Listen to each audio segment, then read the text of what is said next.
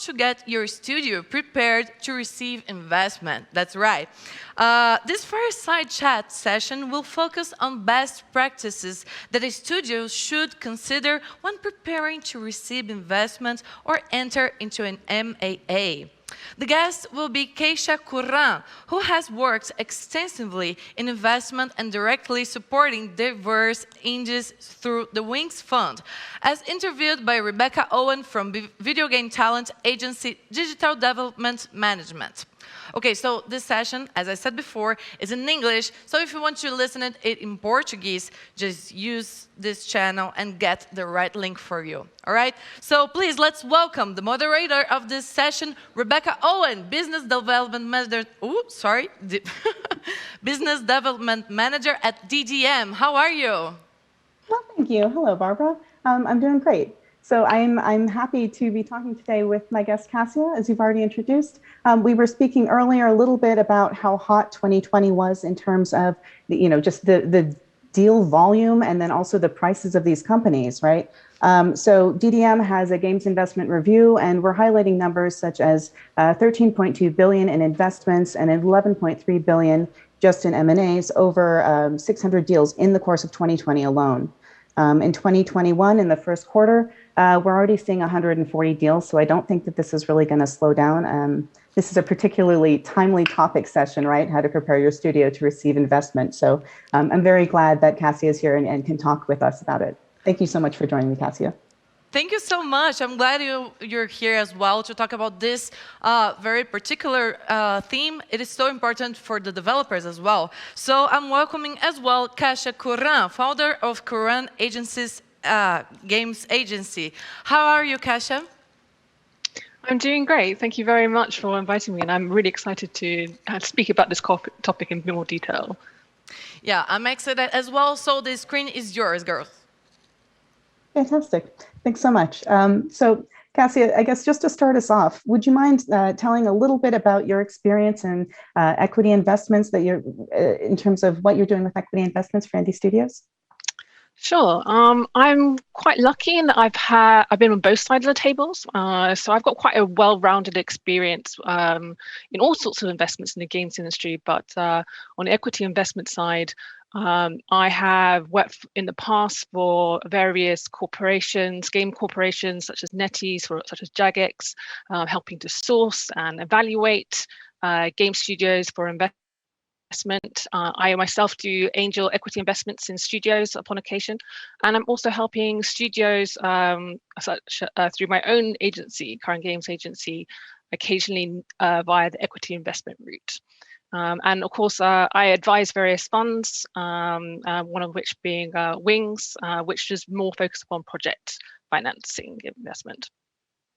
Fantastic. So in terms of the deals that you're used to seeing in the equity investment side, what are some number ranges that we can think about? It varies hugely. So it can be like tiny amounts such as $50,000, just like pure like seed, or even you can term it pre-seed investments, up into, let's see, there's more, they can be quite large, like 20 million.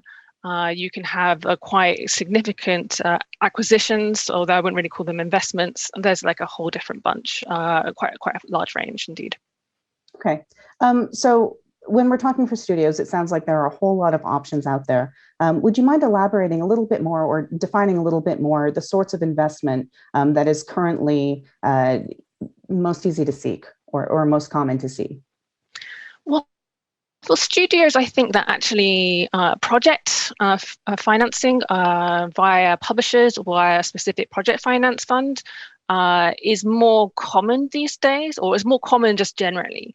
Equity investment is still pretty common, and of course has been extremely active in the last year.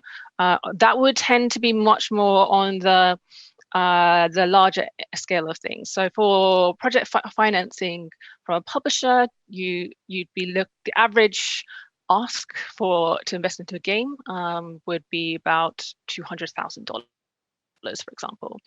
Whereas if you're raising equity investment into your company, it might be more along the lines of 1 million, 2 million, or tens of millions, depending. But to probably should also explain, like maybe a bit more in detail about the differences as well. I think that quite a lot of studios will get a bit confused about the two.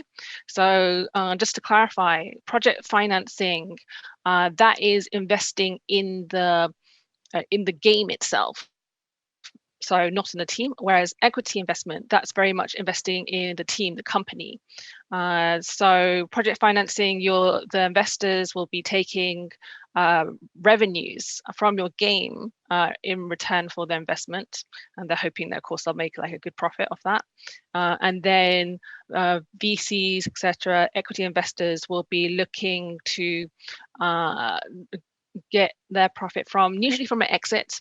Dividends, not usually so common these days.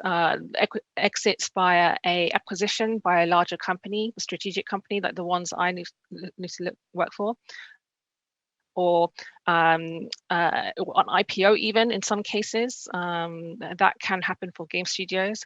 That's what investors are looking to. That's what investors are looking for to happen when they make their investment in a game studio. And I should also mention, these aren't the only sort of investments that games have, or funding options, should I say.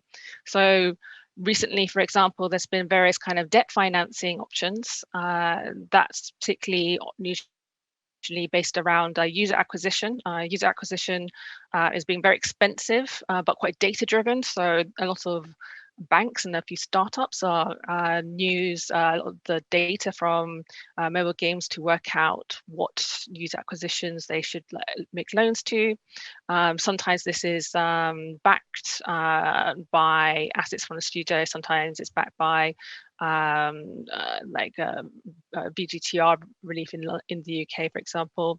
And I'm not aware of any such things happening in South America, but quite a lot of European, Australian, Canadian teams get quite generous government grants. And there's quite a lot of grants actually available these days, as games are seen to be such a booming investment area for many countries, that encouraging as an industry is often, it has quite a lot of political support. Absolutely. So a whole range of different funding options for game studios. Yeah, it really runs the gamut, sounds like. Yes, definitely. Yeah. So, I mean, what is the profile of a studio that might benefit from taking specifically equity investment? So as I mentioned, it tends to be the studios that need quite a lot of investment to really scale. You usually see the sort of studios gaining equity investment tend to be often mobile game studios, often studios which have some sort of interesting competitive moat around it. I think you have to almost see it from like the VC's point of view. So a lot of the equity investment that's happening right now is driven by venture capital, and the venture capital business model is very much a moonshot based system. So the vast majority of investments fail or don't make that much money, but the ones that do in the tech space, the gaming space, they do incredibly well.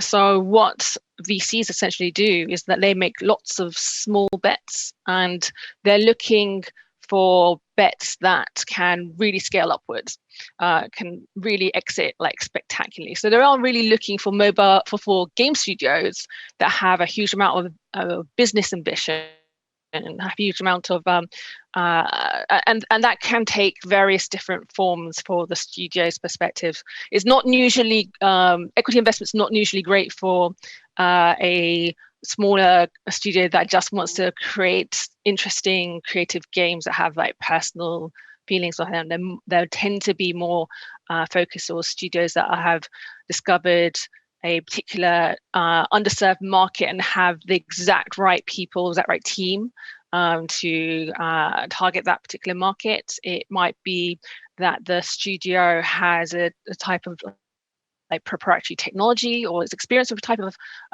a technology which is unusual and is growing rapidly, that might be more interesting. That might receive the equity investment. And there might be a few different reasons for why a VC might invest, but it's not for your standard small studio without that much ambition. I have to say that like a lot of the studios that do receive this investment typically will have like a team which have very impressive backgrounds. As I mentioned earlier, equity investment is about investing in the company, investing in a team. So the first thing a VC investor, for example, will look at is a team itself and what are their backgrounds and can they do can they achieve the vision that they're set up to do. Right. So it's really more set up for something that has like an exponential growth trajectory, Exactly. Something that can really, really earn. And that's why free to play or mobile might make so much sense for this, because that's where you can get, just a really, really moonshot sort of success. So other studios might be looking at M&A or something like that. Would you mind telling me a little bit about the profile for a studio that might fit that? So for M&A, it's kind of interesting at the moment. So there is like one particular dynamic that's happening in Sweden in particular.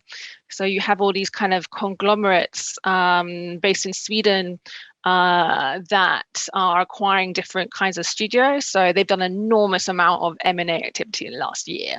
I think Embracer Group announced 13 acquisitions in like 1 month or something like that.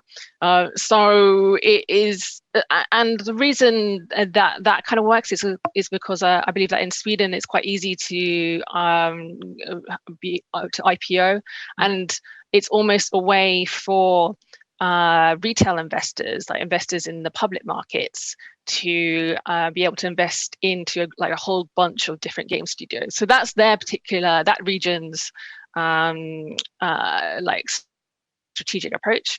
Then there's also other acquisitions that have been made by major companies of studios, and you think of like Bethesda acquisition, for example. This is all about IP. It's all about exclusive content for the game. It's about exclusive content for their platforms. There is a bit of a fight amongst platforms at the moment, which is benefiting game studios greatly. And one way for these platforms to guarantee themselves just acquire the content that they need. Yeah, exactly. It's just acquire. That's right. Absolutely. So, okay. Cool. So let's see.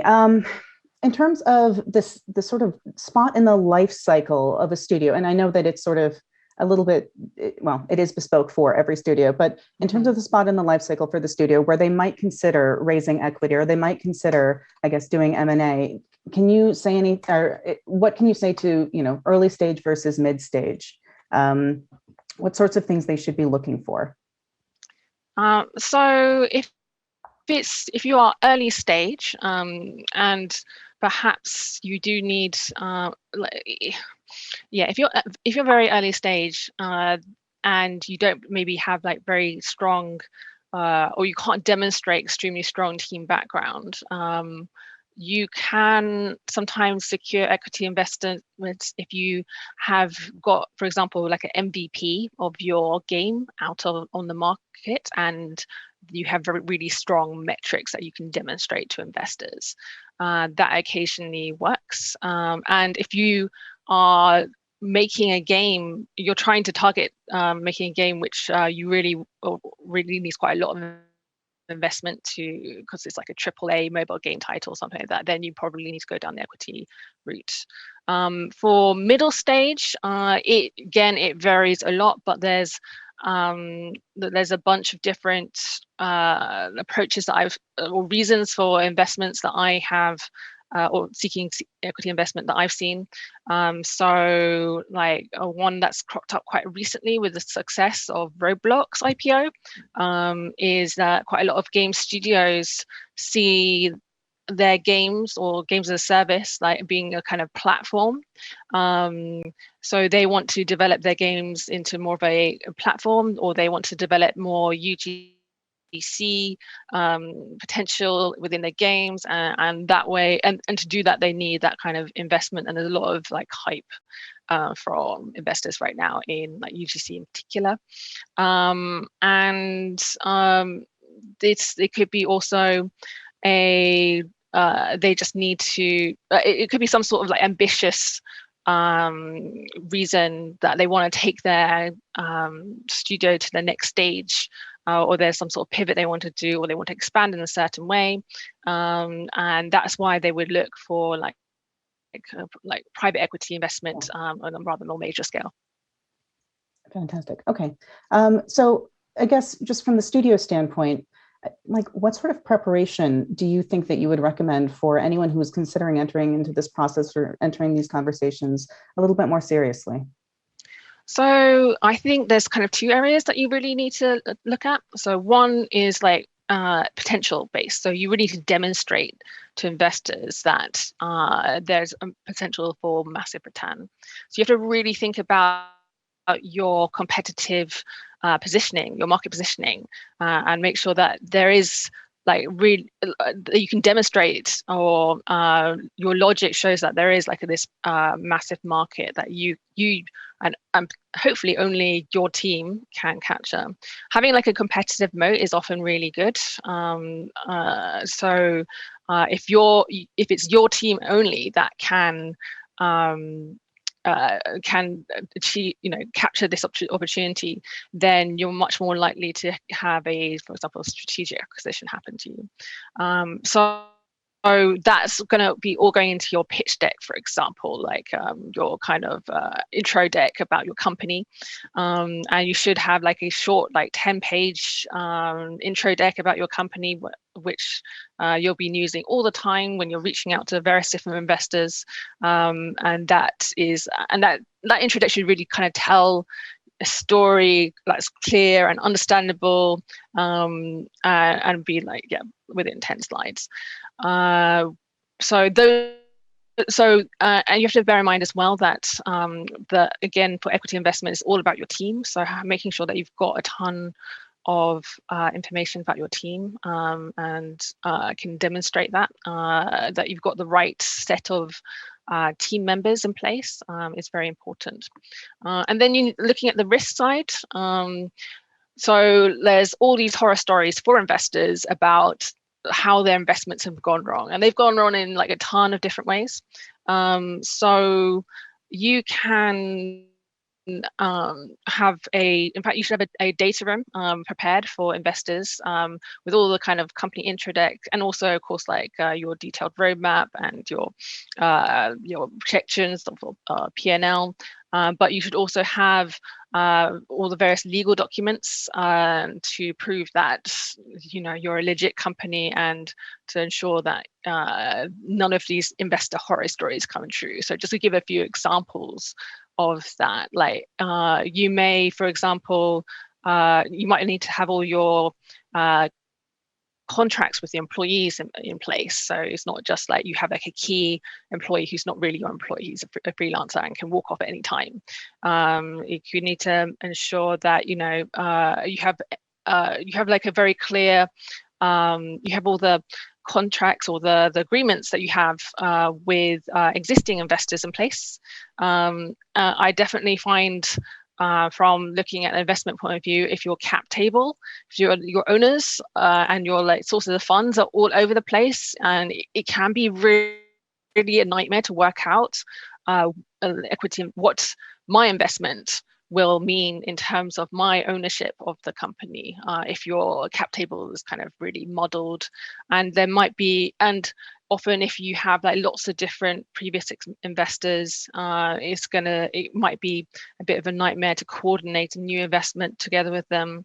So I kind of want to see all of that and check that it's not going to be like a really horrible approach, and all sorts of other details, like insurance policies and any like shared options, or are you being sued by anyone, any details of that. Maybe your like the kind of policies you have in place if you're a larger studio, like such as like privacy, data protection, your cybersecurity policies, just making sure that you're not stealing users' data, for example. So you basically need a very good lawyer to help you check through all of your documentation and make sure that you can pass a due diligence by investor. Absolutely. So showing them that you're ready and showing them that you are buttoned up and that Absolutely. you have everything in place on your side so that you're a more secure investment as well. So let's see. Now I would like to jump to the Q&A really quickly if we can. I see that we have 2 good questions in the chat. So the first one is whether or not it's relevant for a studio to opt for crowdfunding investment. I think that this is quite a huge topic as well. So go ahead, Cassia, if there's anything you'd like to speak to that. Yes. I usually look at crowdfunding investments as, well, first of all, crowdfunding investments usually fail. Secondly, crowdfunding investments, I usually look at it as like a marketing technique. So you're kind of, it's almost like can be marketing to investors or publishers in a way.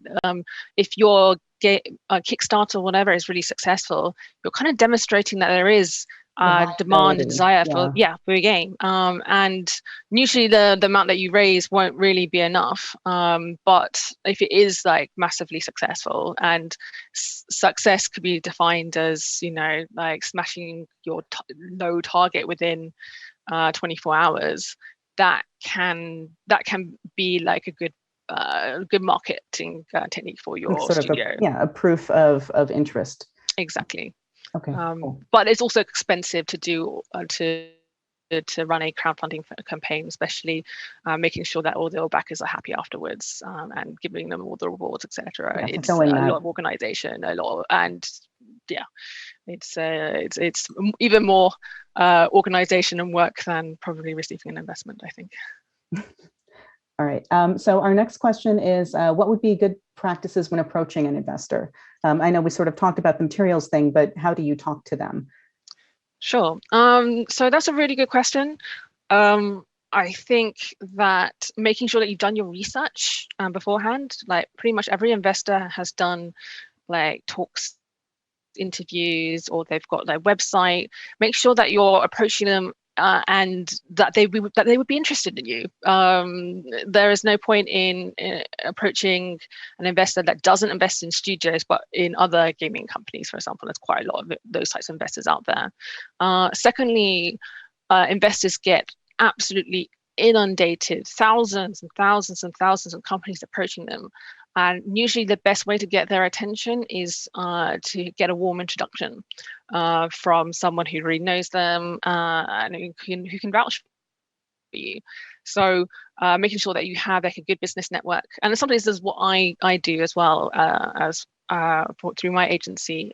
So I handpick the studios that I think have a lot of promise and potential. And I'm doing the introductions to the various investors that I know to be a good fit for that company. But it's more of a networking thing than a cold reach out for the most part, right? Yeah, cold reach outs sometimes can work, and if you kind of don't have that network, then perhaps it's worth it. But typically, I would be looking more towards the publisher and project finance side rather than equity investment with like that kind of cold approach. Okay, so I think we have a third question here quickly. So it says that the studio has already received some funding from government initiatives to start a project. Whether or not this would be attractive for an investor is the question. It depends on the strings attached for the government funding initiative. Typically for Wings, I'm super happy to see some sort of funding, because that means that the amount of money that I invest in the game is lower because you've already received some of that funding, and it kind of de-risks it. But that having said, some government funding has some really weird or difficult kind of restrictions placed upon it, and you might the investor might decide that it's those restrictions are going to like severely hamper your potential for success. Right, absolutely. Or that it could be otherwise unworkable, right? If, well, depending on what the requirements are for the funding that you've already received. Okay, fantastic.